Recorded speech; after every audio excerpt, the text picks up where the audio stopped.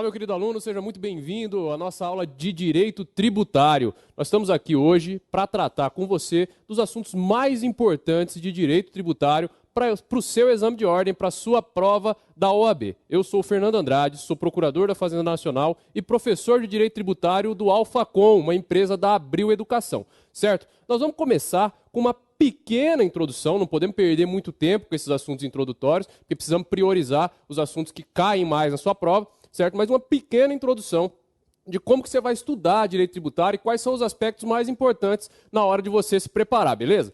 Então nós vamos lá. O direito tributário, a primeira coisa, filho, que você tem que saber é para que serve o direito tributário, para você começar a entender o que você está lendo conforme você vai estudando. O direito tributário ele serve porque o Estado precisa de dinheiro. E ele precisa de dinheiro para quê? Para custear as despesas do bem comum. E uma das formas de conseguir esse dinheiro é por meio da arrecadação de tributos. Não preciso falar muito para que você entenda que a figura principal do nosso estudo vão ser os tributos, certo? Coloquei aqui os dois principais diplomas legais que você vai direcionar o seu estudo. Primeiro de tudo, sempre que você for tratar de um assunto que ele tem algum desenho constitucional, você tem que partir do estudo da Constituição Federal para as demais normas legais, certo? Então aqui a primeira coisa que você vai se atentar vai ser para o que está lá na tua Constituição Federal, que é a norma mais importante do direito brasileiro. O Sistema Tributário Nacional está lá entre os artigos 145 e 162 da Constituição Federal. Fernando, eu preciso ler o artigo 145 ao artigo 162? É óbvio, né, meu filho? É óbvio. A Constituição Federal você tem que conhecer e conhecer muito bem. A segunda norma de relevo no nosso estudo aqui vai ser o CTN, o famoso Código Tributário Nacional, que é a Lei 5172, lá de 1966. E a primeira coisa que você tem que se atentar quando você for ler o CTN é que ele é prévio à Constituição Federal. Certo? E se ele é prévio à Constituição Federal e ainda vigora no nosso ordenamento jurídico, é porque ele passou por uma recepção pela Constituição Federal de 88. E essa recepção quer dizer que a Constituição abraçou, certo? Deu validade, manteve no ordenamento jurídico as normas do Código Tributário Nacional que não são contrárias a ela. E isso é importante por quê? Porque você precisa saber o que a Constituição Federal diz, porque tem lá no CTN normas que são contrárias à Constituição Federal, dispositivos, preceitos que são contrários à Constituição Federal e que por isso foram revogados tacitamente. É importante você saber que o Código Tributário Nacional foi recepcionado com status de lei complementar e, portanto, para sofrer as suas alterações no seu texto, precisa ser por lei complementar, beleza? E vamos lá. Mais um aspecto importante para o seu estudo que eu vou colocar aqui embaixo, ó. STJ e STF. Ninguém lê edital de prova da ordem, de exame de ordem, mas isso aqui é igual concurso, tá, amigo? Você tem que ler o edital do seu exame de ordem para você saber tudo certinho que você vai ter que seguir na sua preparação, todos os aspectos, todo o desenho da sua prova vai estar lá no edital do exame de ordem. E o edital do exame de ordem diz que pode ser cobrada na prova, tanto na prova objetiva como na prova prático-profissional, jurisprudência pacífica dos tribunais superiores. Isso é muito interessante porque ele fala jurisprudência pacífica. E o que isso quer dizer? Que não haja discussão dentro do tribunal. Lá tem que ter sido decidido de uma forma definitiva. Então nós vamos estar atentos sempre a súmulas do STJ e súmulas do STF, julgamentos em repercussão geral pelo STF e recursos repetitivos pelo STJ e julgamentos realizados pelo Tribunal Pleno. Se a gente tiver turmas divergentes, aí não nos interessa porque não pode ser cobrado o nosso exame de ordem. Então, muita atenção, jurisprudência do STJ, do STF, a gente vai falar aqui. Beleza? Então, vamos lá para a figura central do nosso estudo do direito tributário, que é o tributo. E o tributo, não existe um conceito legal, um conceito constitucional, melhor dizendo, de tributo. Existe sim um conceito legal, que pelas suas características foi sim recepcionado pela Constituição Federal. E esse tributo possui 5 características que têm que estar juntas, cumulativas. E a primeira delas é uma prestação pecuniária compulsória, prevista em lei, que não constitua sanção por ato ilícito e cobrada mediante atividade administrativa plenamente vinculada. Não tem sido, é óbvio que você precisa conhecer isso, não tem sido cobrado o seu conhecimento sobre o conceito de tributo nas provas, nos exames de ordem. Mas você tem que conhecer porque tudo que eu vou falar daqui para frente se aplica a isso. A prestação pecuniária compulsória prevista em lei que não constitua sanção por ato ilícito e seja cobrada mediante atividade administrativa plenamente vinculada. Tudo que se encaixa nisso é tributo. E o segundo aspecto que a gente tem que saber previamente, é um requisito necessário para continuar o nosso estudo, é quais são as espécies tributárias, certo? As espécies tributárias são impostos, taxas, contribuições de melhoria, empréstimos compulsórios e contribuições especiais. Todo o desenho jurídico, constitucional, tributário que a gente for estudar, todas as normas, princípios, regras tributárias vão ser aplicáveis aos tributos. Esses 5 tributos, certo? Que preenchem cumulativamente os 5 requisitos do conceito legal de tributo, que está lá no artigo 3º do seu CTN. Tranquilo? 5 requisitos para ser tributo, 5 espécies tributárias. O assunto principal da aula de hoje são os princípios tributários. Os princípios tributários, eles estão lá nas limitações constitucionais ao poder de tributar. Limitações ao poder de tributar, diz a Constituição Federal. As limitações ao poder de tributar constituem princípios e imunidades. E trata-se de um arcabouço jurídico, um desenho constitucional que limita a atuação da entidade tributante. Por quê? Porque o tributo é uma ingerência muito forte. Se ele não fosse uma previsão constitucional, um mal necessário, digamos assim, ele estaria apto a ferir o direito de propriedade, o direito de liberdade de profissão, o direito... vários direitos que igualmente são preservados na Constituição Federal e, se não fosse essa autorização e toda essa limitação constitucional realizada para que se estabeleça a tributação, ele seria inconstitucional, certo? E será inconstitucional se não obedecer tudo isso. E é por essa razão, por conta dessa importância desse desenho, dessas balizas que são dadas à tributação, que isso é cobrado em todo exame de ordem. Todo exame de ordem. Nos últimos 2 exames de ordem, no 10º e no 11º exame de ordem, nós tivemos 2 questões, cada um, de limitações constitucionais ao poder de tributar. Uma de princípios, uma de imunidades, na prova 10, e uma de princípio e uma de imunidade, na prova 11, certo? Então vamos lá. Essa é a grande importância das limitações constitucionais ao poder de tributar que implicam em princípios e imunidades, e nós vamos começar pelos princípios. Nós não vamos conseguir ver todos os princípios, tá? Nós vamos ver os princípios principais, olha que legal. Então tá lá, princípios constitucionais tributários. O primeiro dele é a baliza de todo Estado democrático de direito, e principalmente da tributação, é o princípio da legalidade. O princípio da legalidade geral está lá no artigo 5º, inciso 2, que fala que ninguém é obrigado a fazer ou deixar de fazer coisa alguma, senão em virtude de lei. Temos o princípio da legalidade administrativa, lá no caput do 37, temos o princípio da legalidade penal, que está lá no 5º também, e temos também o princípio da legalidade tributária, e é assim que tem sido chamado nas provas nos exames de ordem, nas provas de concursos em geral. Certo? O princípio da legalidade tributária está lá no artigo 150, inciso 1 da Constituição Federal, e fala uma coisa muito simples. Fala assim: sem prejuízo de outras garantias, é vedado à União, aos Estados, ao Distrito Federal e aos municípios instituir ou majorar tributos sem lei. Olha que interessante esse dispositivo. A primeira coisa é que, sem prejuízo de outras garantias do contribuinte, quer dizer que princípios e imunidades tributárias são garantias individuais do contribuinte, e por isso eu chamo a sua atenção para te falar que isso está lá no núcleo imutável da sua Constituição Federal, no artigo 60, parágrafo 4º, e, portanto, não pode ser suprimido ainda que por emenda constitucional. É uma cláusula pétrea. Beleza? Primeira premissa. Todos esses princípios e essas imunidades que você vai ver daqui para frente são cláusulas pétreas e não podem ser suprimidos da Constituição Federal. Segundo, ele traz um dispositivo muito simples, que não se pode criar nem aumentar tributo sem lei. Acontece que o princípio da legalidade na matéria tributária não é assim tão simples. Não é só criar um tributo ou aumentar um tributo. Olha, está aumentado aquele tributo. Esteja criado o imposto sobre grandes fortunas. Não é tão simples assim. Ele tem lá uma complementação do princípio da legalidade no artigo 97 do CTN. E essa complementação estabelece alguns aspectos que são obrigatoriamente traçados por lei. não só a criação. Para criar um tributo, não se simplesmente fala que ele está criado. Você tem uma série de elementos necessários para que ele surta os seus efeitos no mundo jurídico, certo? A primeira coisa que o artigo 97 contempla é o chamado princípio do paralelismo das formas. E o princípio do paralelismo das formas, ele diz que se para criar um tributo, filho, você precisa de lei, para extinguir um tributo, é óbvio que você também precisa de lei. Então, o mesmo instrumento normativo utilizado para criar, você vai ter para extinguir. Então, criação e extinção de tributos só por lei. Segundo aspecto, aumento de tributos só por lei, diminuição também só por lei. E somados a esse paralelismo das formas, você tem necessariamente esses outros 5 elementos aqui que têm obrigatoriamente ser definidos na lei que criar o tributo. O fato gerador da obrigação, certo? Qual situação que acontecendo no mundo jurídico vai desencadear a incidência do tributo, certo? A lei tem que prever isso.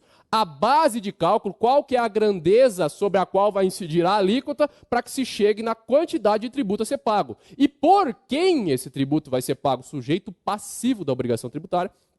E, se for o caso, uma eventual penalidade pelo descumprimento daquela obrigação, certo? Então, nós temos criação, extinção, aumento, diminuição de tributo e esses 5 elementos que são indispensáveis e taxativos para que se tenha qualquer tributo cobrado no mundo, na galáxia, no universo, beleza?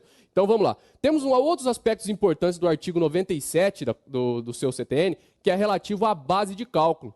O Código Tributário Nacional, lá no 97, parágrafo 1º, fala assim, que a alteração da base de cálculo de um tributo que implique na sua majoração se equipara a majoração de tributo e tem que ser por lei. Então, se você tem lá, olha, hoje a base de cálculo do imposto sobre veículos automotores, de propriedade de veículos automotores, o IPVA de competência dos estados, é o valor venal do veículo. Aí resolveu-se mudar do valor venal para o valor de comércio. E essa alteração da base de cálculo fez com que o tributo ficasse mais caro. Essa alteração da base de cálculo que fez o tributo ficar mais caro equivale à majoração de tributo, é claro. E qualquer elemento do tributo que você mexer que ele fique mais caro, mais oneroso, tem que ser feito por lei. E o parágrafo 2º traz uma coisa interessante, que é um movimento na base de cálculo que não implica necessariamente em lei, que é a atualização monetária da base de cálculo do tributo. A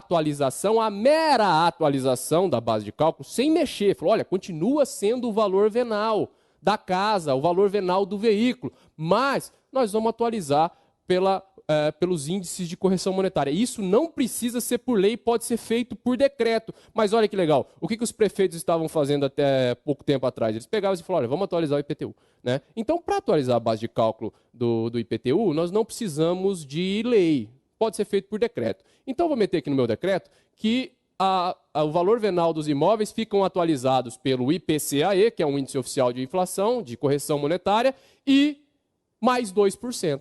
É só estou atualizando a base de cálculo mesmo? Pode isso? É claro que não pode, só que até se dizer que isso não pode, a coisa foi subindo nos tribunais, chegou no STJ e ensejou a edição da súmula 160 do STJ, que fala que para atualização da base de cálculo do IPTU sem que precisasse de lei, sem que se precise de lei, melhor dizendo, ele tem que ser exatamente o índice oficial de inflação. Não pode ser o índice oficial de inflação mais alguma coisa ou qualquer outro índice a esmo ao alvedrio do administrador, do prefeito. Então não pode. Aqui, a súmula 160 e essa atualização da base de cálculo tem que estar restrita o índice oficial de correção monetária. Isso é muito legal e é uma grande chance de estar na tua próxima prova, porque no informativo do STF, número 713, certo? Que é um dos últimos informativos agora, saiu com repercussão geral, que é nos termos do artigo 543B do CPC, a mesma questão. Ratificando, confirmando, corroborando o teor da súmula do STJ, falando que para atualização da base de cálculo não precisa de lei, mas a atualização tem que estar restrita a um índice oficial de correção monetária. Súmula, informativo 713 do STF, decisão de 1º de agosto de 2013. Beleza? Questão bastante atual e que ainda vem dando polêmica hoje. Aqui, coloquei alguns aspectos cuja a observância do princípio da legalidade, segundo a jurisprudência pacífica do STF, está dispensada, que é a alteração da data do vencimento do tributo. Então, você tem um tributo que está vencendo hoje no 5º dia útil, por exemplo, e daí vem um decreto, uma portaria, o diabo que o valha, e antecipa o vencimento desse tributo para o primeiro dia útil do mês. Precisa de lei para fazer isso? Muitos doutrinadores brigam, se degladeiam e chegam à conclusão de que precisaria, porque mexe no bolso do cara. Ele tem que despender o dinheiro com antecedência. Mas o STF falou que não. Falou que o vencimento do tributo não está lá no artigo 97 do CTN e, portanto, não se submete à reserva de lei. Então, alteração do vencimento do tributo, filho. Grave isso, guarde no fundo do seu coração. Para alterar vencimento de tributo, não precisa de lei. Pode ser por ato infralegal, pode ser por decreto, pode ser por portaria, pode ser por instrução normativa. Beleza? Obrigações acessórias. As obrigações tributárias podem ser principal ou acessórias. Quando for obrigação de pagar tributo ou penalidade pecuniária, é obrigação principal. Sempre que for pagar, principal. Obrigação acessória é a obrigação de fazer ou não fazer no interesse da arrecadação ou fiscalização de tributos. Então, emissão de nota fiscal, escrituração contábil, manutenção de livros, todos os fazer ou não fazer envolvidos na atividade tributária no interesse da arrecadação, fiscalização de tributo, é uma obrigação acessória. E o Código Tributário Nacional, ao tratar da obrigação acessória, fala que a legislação tributária poderá tratar de obrigações acessórias. E legislação tributária engloba qualquer ato normativo, desde portaria até a Constituição Federal, que fale sobre tributo, certo? Então, pelo Código Tributário Nacional, estabelecimento de obrigação acessória não precisaria vir regulamentada, estabelecida por lei. E o STF e o STJ entendem que realmente não precisa, desde que isso seja uma obrigação acessória necessária para o cumprimento de uma obrigação principal prevista em lei. Então, obrigação acessória, se vier na sua prova, que é uma exceção à reserva de lei, é uma exceção, só que tem que ser para que uma obrigação acessória visando o cumprimento de uma obrigação principal. Você tem que pagar o imposto sobre a renda. Não tem previsão de declaração na lei. Supondo, exemplo, tem previsão sim, só estou criando um exemplo aqui para facilitar a sua compreensão. Então você tem que pagar o IR e ninguém fala qual a forma como você vai pagar o IR. Aí vem uma instrução normativa assim, para a apuração do seu imposto sobre a renda, você tem que apresentar uma declaração anual de ajuste. Pode ser feito por instrução normativa, sim, certo? Porque está visando o cumprimento de uma obrigação principal. Beleza? Nós temos exceções ao princípio da legalidade tributária e essas exceções não são em relação à criação de tributo, filho. Tributo é sempre criado por lei. Regra, lei ordinária, exceção, lei complementar, quando a Constituição Federal expressamente exige. As exceções dizem respeito apenas à alteração de alíquotas, que nesses primeiros casos aqui, imposto de importação, imposto de exportação, imposto sobre produtos industrializados e o imposto sobre operações de crédito, câmbio e seguro, chamado IOF, imposto sobre operações financeiras, tem as suas alíquotas aumentadas ou diminuídas nos limites da lei por decreto, por ato do Poder Executivo, certo? O Poder Executivo vai, por decreto, poder alterar essas alíquotas dentro dos limites estabelecidos em lei. Imposto de importação, exportação, produtos industrializados e operações financeiras. Temos aqui 2 tributos incidentes sobre operações envolvendo combustíveis,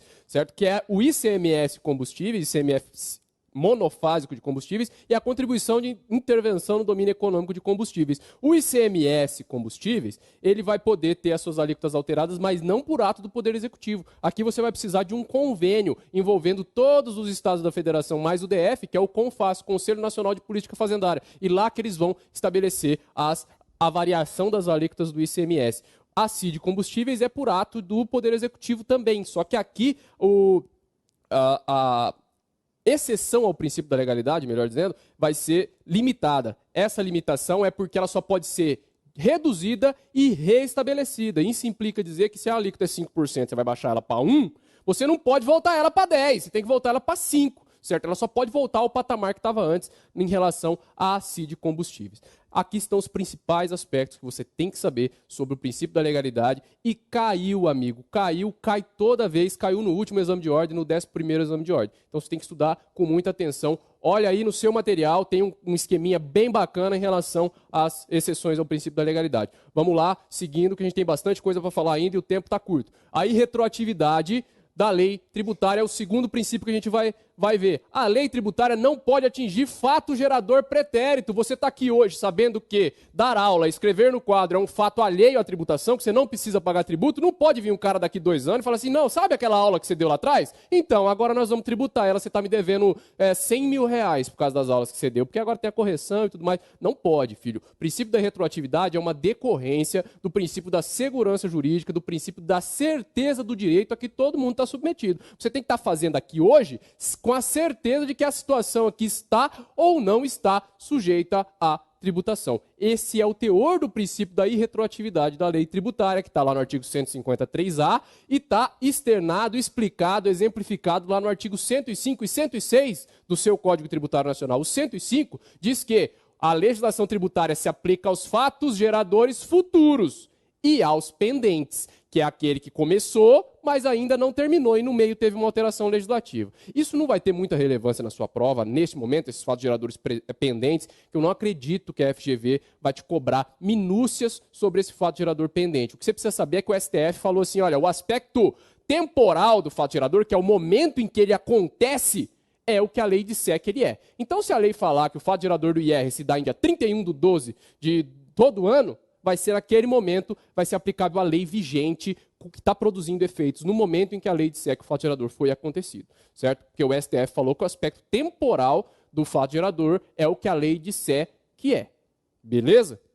Então vamos lá. E o 106 traz algumas exceções que, na verdade, não são exceções. Observe que eu coloquei umas aspas aqui. Porque nunca vai ter uma lei que vai atingir fato gerador pretérito. Você vai ter uma lei que não vai gerar direito novo, que não é, na verdade, uma norma jurídica primária, que isso é reserva de lei. Você vai ter uma lei, no máximo, interpretativa, que explica uma outra lei. Olha, para os fins da lei tal, entende-se como fato gerador, isso.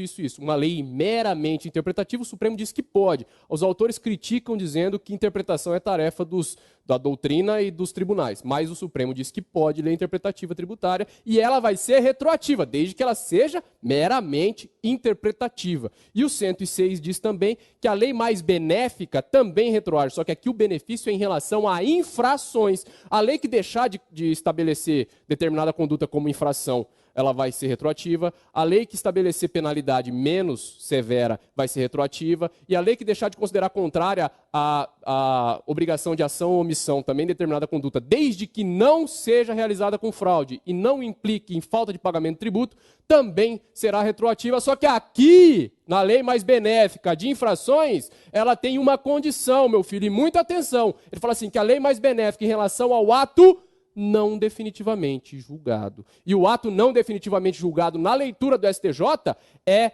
o ato administrativo, o ato judicial, a execução fiscal rolou. Enquanto não teve arrematação ou adjudicação, o STJ diz que o ato não está definitivamente julgado. Então, muito cuidado. Condição para a retroatividade da lei mais benéfica é que o ato não tenha sido definitivamente julgado e leia-se definitivamente julgado é o ato ainda judicial, desde que não tenha acontecido a arrematação ou adjudicação numa execução fiscal.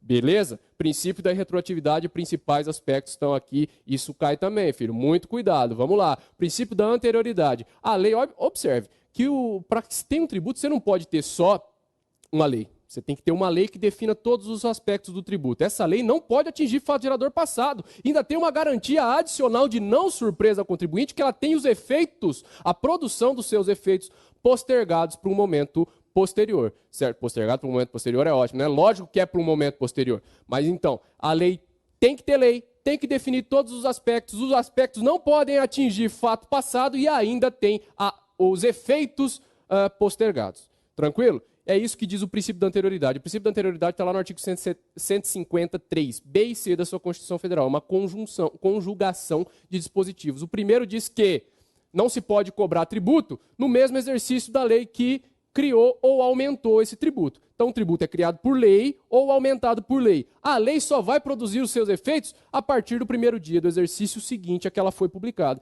Então, olha, estamos aqui, tem uma lei que cria um imposto hoje, em junho. Ela só vai valer a partir de janeiro do ano que vem. Isso é o princípio da legalidade, da anterioridade de exercício, anterioridade anual. Na Constituição Federal originária, quando ela foi promulgada, só tinha esse aqui, tá, filho? Só que o que acontecia? Os caras começaram a publicar lei no dia 31 de dezembro para valer a partir de amanhã. Cadê a não surpresa do contribuinte? Cadê o objetivo da norma? A mensagem que a lei buscou com isso era evitar que o contribuinte fosse surpreendido no seu patrimônio, na sua renda, com aquela tributação. Então, não estava sendo cumprido o objetivo da norma. Então veio uma emenda constitucional e estabeleceu também a anterioridade nonagesimal. Falou assim, olha, já que vocês estão zoando o plantão, já que não está dando certo a anterioridade anual ou de exercício, nós vamos criar uma segunda regra. Falou, ela vai ser cobrada. A lei que institui ou majora um tributo vai valer a partir do ano que vem, desde que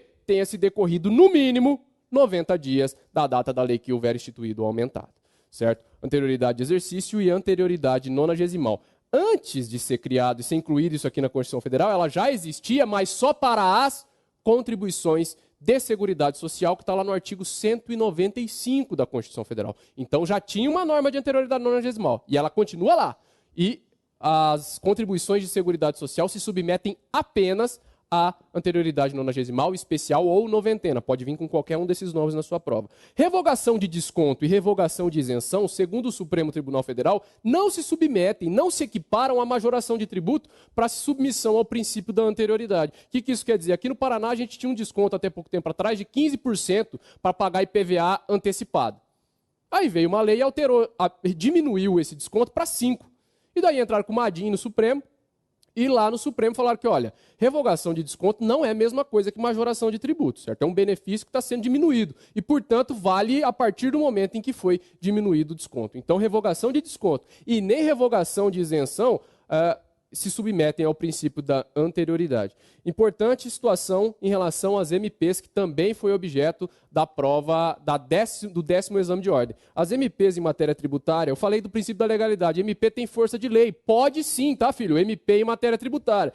E a dúvida acabou depois que foi incluído o parágrafo segundo no artigo 62 lá na Constituição Federal, que estabelece que medida provisória que institui ou aumente impostos, a Constituição Federal lá no 62, parágrafo 2º, só fala em impostos, tá?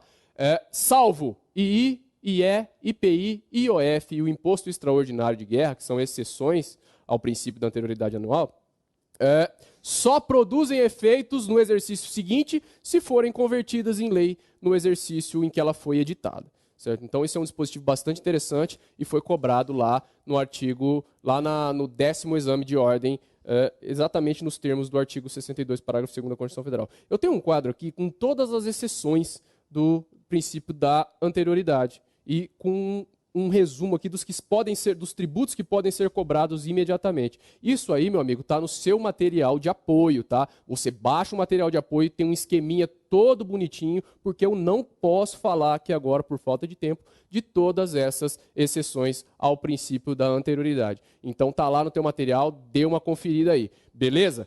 É isso aí, a gente fica por aqui. Esses são os principais princípios, eu adoro essa expressão, principais princípios, que estão sempre, sempre cobrados no seu exame de ordem. A gente volta no próximo encontro, amanhã, com as imunidades, que é o segundo aspecto, melhor dizendo, das limitações constitucionais ao poder de tributar e que também está sempre presente aí no seu exame de ordem. Um grande abraço para você, até amanhã e rumo à aprovação.